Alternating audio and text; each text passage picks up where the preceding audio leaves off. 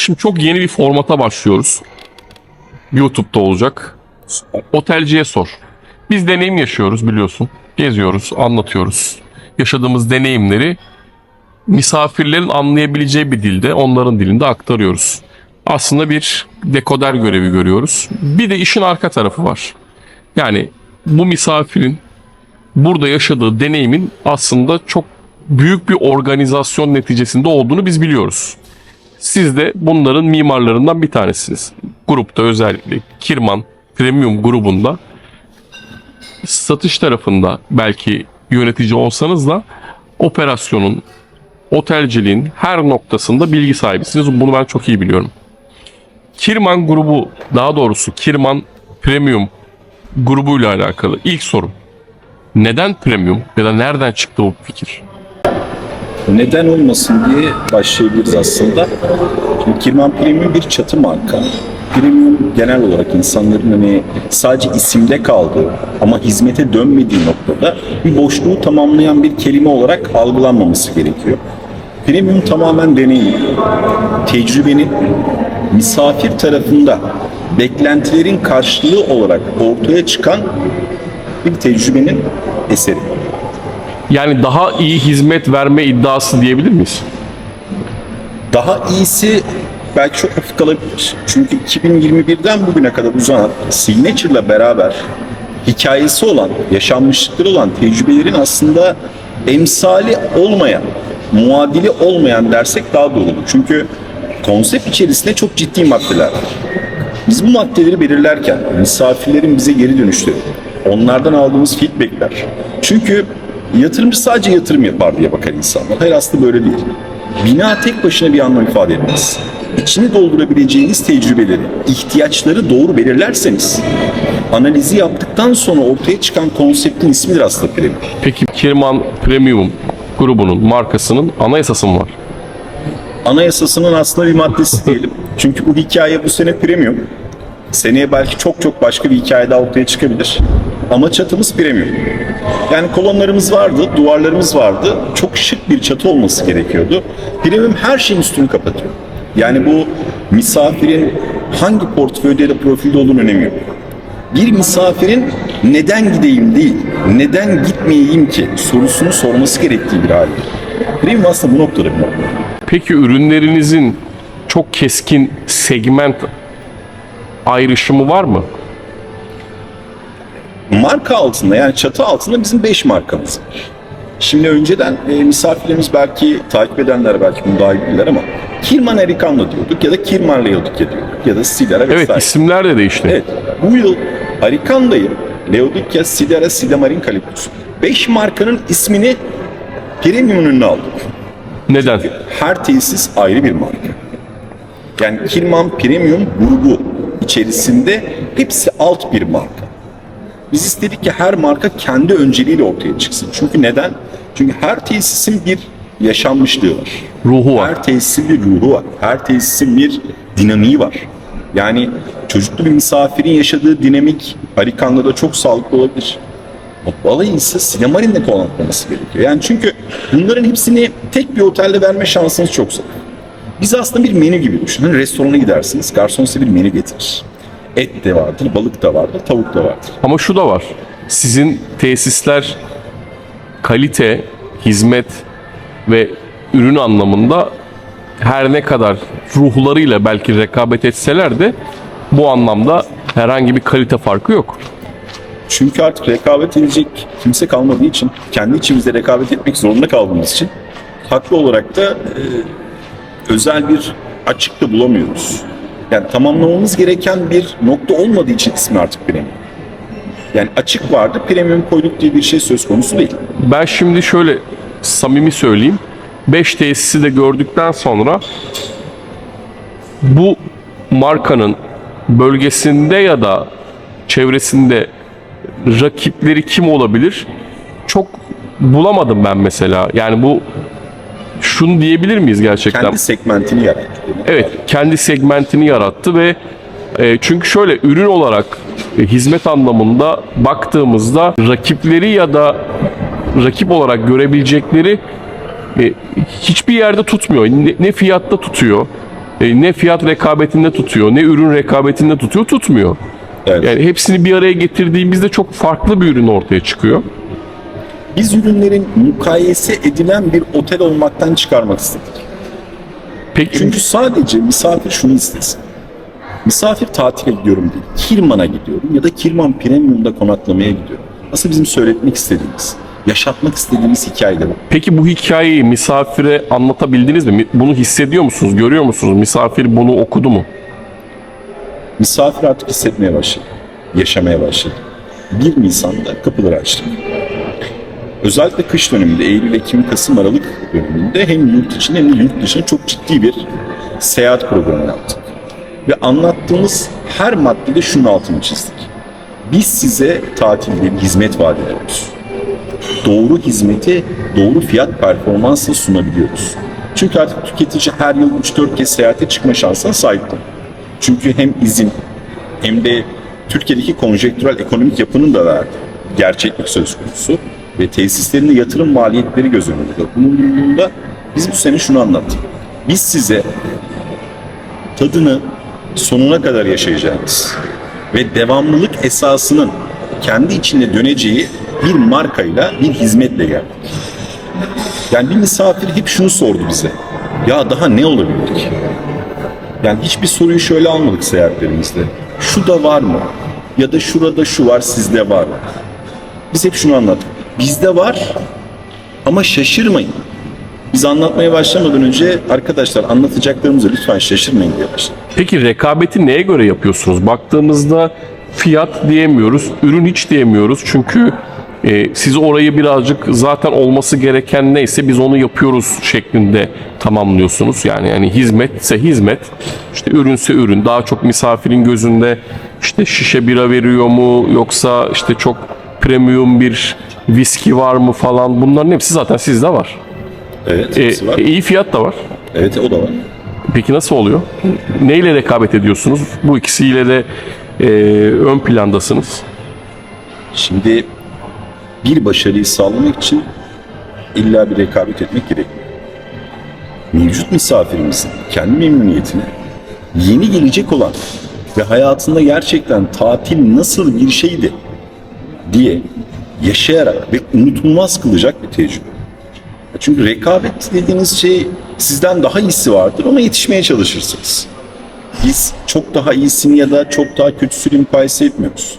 Çünkü her tesis kendi alanında hikayesini yazdığı ve yaşatmaya başladığı için eksik olarak gördüğümüz bir süreç varsa operasyonda biz buraya artık müdahale edip onları pansuman yapıyoruz. Yani rekabet dediğimiz kelime aslında çok doğru olmayabilir. Ulaşılamaz ya da hayal edin. Biz aslında hayal edileni ya da belki de hayal edilemeyen bazı maddeler var, biliyorsunuz abi, PlayStation olayı mesela ya da bu minibarlardaki viski olayı. Bunlar gerçekten alışılmışın çok ötesinde. Şimdi rekabet edebilmeniz için emsali olması gerekiyor. Siz daha iyisini koymanız gerekiyor. Yani farklı bir kurum belki Kirman'a baktığında Kirman'la rekabet etmeye çalışabilir. Çok normal. Çünkü Kirman'da var olan bir şey bir başka yerde yoksa, ama Kirman'da var olan bir şey de farkındaysanız hani misafir bütçesi 100.000 TL iken biz misafiri 150.000 liralık ya da 200 liralık bir hizmetin sunulup ama bunun yarı fiyatını sunulabileceğini gösteriyoruz. Peki ben şöyle söyleyeyim. Aslında fiyat rekabeti değil, doğru fiyatla bir ürünü doğru anlattığınıza inanıyorum. Ulaşılabilir bir fiyata misafirin beklentisini %100 karşılayabilmek deriz. Peki şöyle yapalım. Her tesis aslında grubun bir çocuğu. Kesin. Ve o çocuklar birbirinden ayrılamaz. Evet. Ondan sonra hangisini daha çok seviyorsun da denmez. Evet. Bir ana babanın 5 evladı var Bahadır Bey. Hangi evladını ayırır? Ama Benim 5 tane evladım var. Peki, ben hiçbirini ayıramam diyorum. bu evlatları, yani bu tesisleri, bu kardeşleri birer ikişer cümleyle nasıl tanımlarsınız? Mesela size ne ifade ediyor Arikan'da? Arikan da aslında evin büyük oğlu. Ben hep öyle söylüyorum.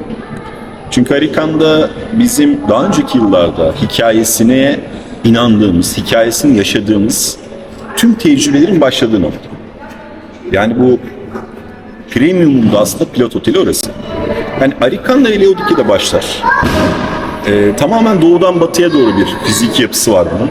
Çünkü orası Okurcalar'da biz bölge standartlarının dışında bir segment yarattık. Doğru. Çünkü yarattığımız segment bölgeyle mukayese edilebilecek bir segment. Orası bana Alanya'ymış gibi gelmedi. Orası Alanya değil. Ben hep cümleyi şöyle başlıyorum. Orası Okurcalar'da. Önünde Karaburun mevkii diye çarşaf gibi bir denizi olan, ince kum, ince çakıldan oluşan muazzam bir sahil. Öyle bir avantaj da var. Evet, kesinlikle, yani bakir bir doğa. Sit arazisi, orası korunaklı bir bölge. Çünkü neden biliyor musunuz? Misafir orayı gördüğü zaman önce Alanya'da böyle bir deniz mi var diye. Doğru. Orası Alanya dersek doğru olmaz. Peki Oraya yakın Okurcalar diyor. Peki yakın kardeşi Leodikya sanki onun birazcık tamamlayıcısıymış gibi. Yakın kardeşi Leodikya, aslında aralarında tek bir fark var. Hani biri 360 oda Arikan'da, diğeri 290 oda.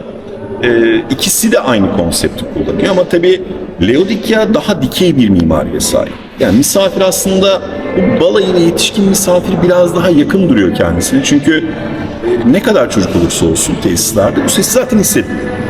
Leodikya ile Arikan'da ortak 5 nokta kullanıyor. Bunlardan işte beach bar, aqua parklar, ön kısımdaki çocuk aqua parkı da buna dahil. Sahil kısmı da buna dahil. 5 nokta dışında mini club da ortak kullanılıyor. Onun dışında her şey ayrı kullanıyor ama aynı lezzeti görüyor. Çünkü misafir en çok bu soruyu soruyor. Ya çok kalabalık olursa? Hayır, çok kalabalık olmuyor. Yani iki tesis 650 oda yatay bir dış alana sahip olduğu için çok büyük bir sahil var. Yani misafir bana söyler misiniz? Yani Alanya dediğiniz zaman sahilde QR koduyla sipariş alıyorsunuz. Çok zor. Yani ben emsalini görmedim. Çok zor. Peki Sidera'yı ben birazcık ortanca kardeş gibi gördüm. Çünkü her iki tesisin tam ortasında. Sidera aslında grubun ilk oteli. Öyle mi? Evet. Hikayenin aslında başladığı yer Sidera. Ya eskiden Club Sidera'ydı ismi. Sonrasında Kirman Sidera Luxury olarak devam etti. Bu sene Sidera Kirman Premium. Çünkü son 3 yılda çok ciddi bir renovasyon yatırımı yaptı. Tabii Arikanlı da bunu aldı. Arikanlı'nın özellikle lobi kısmı. Yani Çok başarılı. Üstüne giriyorsunuz. Çok başarılı. Yani siz bir videonuzda dikkatimi çekti. Galeri olarak ifade ettiniz ama ben tesislerimizin lobilerini neye benzetiyorum biliyor musunuz? Hani bir kapalı çarşıya gidersiniz. Kuyumcunun bir sarrafın vitrini vardır ya. Evet. O vitrini gördükten sonra içeri girersiniz. Çok başarılı Çünkü tasarım olarak. İnanılmaz. Çünkü biz her alanında uzman olan ekiplerle çalışıyoruz. Yani renk uyumunu yakalaması gerekiyor. Akdeniz'desiniz, Akdeniz çanağındasınız. O mimariyi vermeniz gerekiyor. Tasarım hiçbir şekilde tesadüf değil. Bunu gördüm. Kesinlikle o ciddi bir zevkin yatırıma dönüşmüş hali olarak da. Peki Sidera bir iki cümleyle nedir? Kimdir Sidera? Kimlik olarak. Ben ortanca kardeşe Ya benzettim. aslında Sidera her şeyi elinin altında bulabilecek tesis. Yani çok kompakt, fazla kompakt. Yani bir misafir yorulmadan bütün her şeyi aynı anda yaşayabilir mi? Ya biz inspection gruplarında bile en rahat, kolay gezdirdiğimiz tesis olarak ifade ediyoruz. Bana şey gibi geldi birazcık. Böyle lüks butik bir otel gibi geldi. Ultra her şey dahil. Çok Aslında ben ultra kelimesini çok tasvip etmiyorum. Çünkü artık ultra dediğiniz zaman, eskiden bilirsin ultra dediğiniz zaman gece 12'de bile barlar kapanırdı. Biz aslında ne diyelim? Kirman Premium her şey dahil mi diyelim? benim gönlümde aslında çok daha fazlası. Çünkü her an her saat her şeyi bulabiliyorsunuz ya. Doğru. Ya gece 3'te 7-24. büyük şehirlerde bile hani bir restoranda yemek yemek için belli yerlere gidebiliyorsunuz. Bizim tüm tesislerimize 7-24 fine dining konseptinde à la carte konsepti veriyoruz. Yani bugün gece eczane bile açtırmak istiyorum. Nöbetçi eczane arıyoruz. Yani biz baktığımız zaman biz bunu burada da sağladığımız için konsept olarak demeyelim ama fiziki yapı olarak bir farklılık aksedebiliriz. Büyük bir iskele var. Çok büyük bir gücü var Sidera'nın. Ve iskelede biliyorsunuz pavilyonlarda bazılarında jacuzzileri var. Side Marine'in de iskelesi çok güzel. Evet, Side Marine de çok güzel ama Side Marine bir Side çocuğu. Yani başka bir bölgenin çocuğu. Side Marine sanki birazcık daha Avrupalı gibi geldi bana. Daha böyle Almanya görmüş bir renk. çocuk gibi. Evet, o biraz daha Avrupa görmüş bir çocuk ama Sidera aslında hepsinden önce gördü. Yani yurt dışı deneyimi en eski olan tesis. Sidera o kadar kozmopolit oldu ki yani içeride aynı anda 44-45 farklı millette görebilirsiniz. Yani o kadar homojen bir yapısı var ki bir misafirin erken çıkalım dediği bir otel beklemez. Ya en az 3 gün daha kalalım dediği bir otel. Çünkü en çok uzatma aldığımız tesislerin başı. Peki tek cümle Side Marine. Elegant.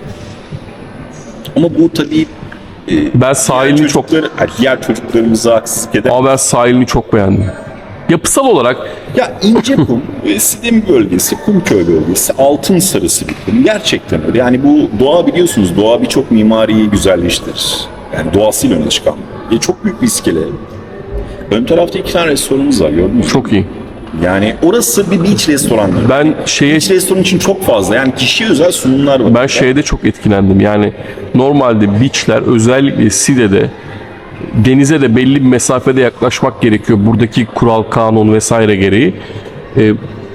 Seçimleri kolaylaştıran bir tercih değil mi sinema? Evet. Seçimleri kolaylaştıran Doğru. bir tercih. Çünkü Sinema'nın ilgili bir dip parantez geçelim. Hani tabii farklı kurum isim vermek çok doğru değil. Ben mukayeseyi sevmiyorum. Fakat repeat oranı çok yüksek.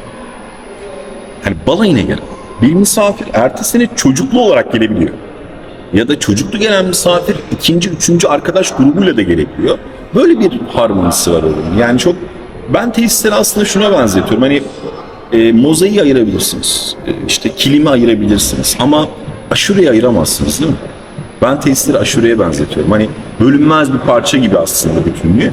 O yüzden Sidemarin elegant bir tesis. Kesinlikle ciddi bir lobi var orada, farkındaysanız. Yani içeri girdiğiniz zaman o ambiyans sizi bir kere 1-0 önde başlıyor. Başarılı, çok başarılı. Teras kısmı manzarası. Bir de dikkatinizi çektim bilmiyorum. Sidemarin'in yarı olimpik yüzme havuzu var. Evet, evet. Bakın, ısıtmalı havuzu herkes soruyor. Fakat hiç soğutmalı havuz soran misafir denk gelmiyor. Yok. Biz yaptık ama. Soğutma da var. Biz yaptık ama. Yani biz hem ısıtmalı hem de soğutmalı bir havuz yaptık. Ve Sidemarin'de var. Düşünsenize, dışarısı 40 derece. Bunu aldınız, sıkıldınız sıcaktan. Bir de misafire bu çekingenlik var. Ya Temmuz'da, Ağustos'ta Antalya'ya gidilmez. Hayır, gidilebilir. Ben yaşıyorum. Ortama bağlı. Kesinlikle ortam çok doğru. Çünkü Sidemarin'in yarı olimpik yüzme havuzu hem ısıtmalı hem de soğutmalı. Peki grubun son ve en küçük çocuğu, En genç çocuk. en genç çocuğu. Evet. Burası 1 Temmuz 2021'de açıldı. Kaliptus. Şu anda Kaliptus'tayız. Kaliptus'un sayısız, şu an arkamda belki izleyiciler görmeyecek ama arkamda yer alan çok şık bir dekorasyon Yok, var. görünüyor. Görülüyor mu? Evet. Çok Ve özel. otel çok şık bir otel. Bu otel günün teknolojisini, yani biz bunu pandemi döneminde inşaatı yapılmış tesis burası. Bundan dolayı grubun tabii en genç oteli. Çok derli toplu. Bir kere ana restoranı birazdan göreceksiniz. Ana restoran haddinden fazla büyük. Çünkü misafir artık yemek alırken sıra beklemek istemiyor. Misafir o basık, baskın bir ortamda tatil yapmak istemiyor. Burası ferah bir tesis. Yani misafir hemen bir odaya bir 5 dakika çıkabileyim diyebiliyor. Ya da ana havuzdayken çocuğunu o mini club'da da kontrol etme gücüne sahip. Aqua Park farkı çok büyük. Mesela Aqua Park fark ettiniz mi? Yol tarafı. Evet. Ya burası denize 450 metre mesafesi olan bir tesis. Ve biliyorsunuz, az önce de sohbet etmiştik. Tramvayla gidiyor. Evet, tramvayla gidiyor. Yerin altına tünel yaptık. Enteresan. Evet, çok ya, emsali yok. Şimdi konunun en başına rekabetten bahsediyoruz. Şimdi yerin altına tünel yapan kaç tane otel var ki? Ben hiç görmedim. Rakip olarak kalıyor. Hani yanlış anlıyorum, biz de adı geçenlerin hiçbiri rakip değiliz. Yani onu da altını çizelim çünkü Ben hiç görmedim. evet ya, çünkü eğer bir şeyi rekabet olarak adlandırmanız gerekiyorsa sizde olanın karşı tarafta da olması gerekiyor. Doğru. Yani bu soruyu aslında farklı noktaları sorarsanız daha sağlıklı. Çünkü tramvay biliyorsunuz 3-4 dakikada gidiyor. İşte sabah başlıyor, akşama kadar devam ediyor. Bir kişi bile olsa götürüyor. Nostaljik bir tren. İçerisinde müzik sistemi de var. Deneyimlerken lütfen bu müzikleri açın. Özellikle anlatacağım. Peki son soru. Yani biz birazcık markayı yakından takip ediyoruz, biliyoruz. Şu anda da yaşıyoruz. Daha ne olabilir ki? Yani Yani çok abi, yani olmayacaksa söyleyeyim aslında. Yani yakında gerçekten, hani ben bunu espri olarak söylüyorum tabii, bu çok belki mizahi gelebilir ama yakında gerçekten böyle sırtımızı alıp tur attıracağız. Yani hani başka bir şey kalmadı diyorum ama bazen komik olacak. Ya bu tabii işin şaka tarafı. Daha ne olabilir? Aslında dahası vardır, biliyor musunuz? Sadece biz bu tecrübeyi bu sene misafire fazlasıyla yaşatırsak, ki şu an çok başarılı gidiyor. Çünkü muazzam bir kişisel asistan hizmeti veriyoruz. Yani misafirin birebir bir temas kurduğu bir nokta var. Orada her şeyi yakalayabiliyoruz. Aslında dahası olacak, ben size söyleyeyim. güzel bir mesaj. Son mesaj olsun mu? Bence siz hayal edin, gerisini biz hallederiz. Teşekkür ediyoruz. Ben teşekkür ederim.